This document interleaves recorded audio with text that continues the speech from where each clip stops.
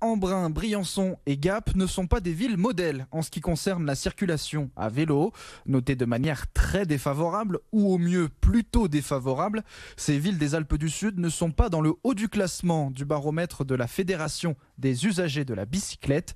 Exemple concret à Manosque où la mobilité douce est un enjeu pour les prochaines années avec ce reportage de Laurie Charrier. Avec les routes, il y a souvent du gravier dessus, il y a plein de voitures et ça fait très peur. Et les voitures, elles font attention à toi ? Moyen.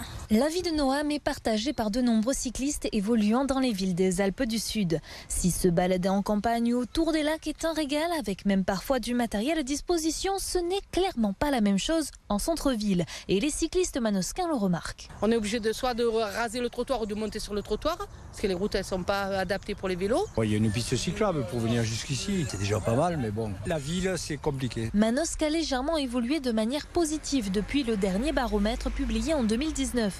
Mais en 2021, la circulation des jeunes et des personnes âgées ainsi que le réseau d'itinéraires cyclables mal desservis restent encore deux critères très mal notés par les usagers.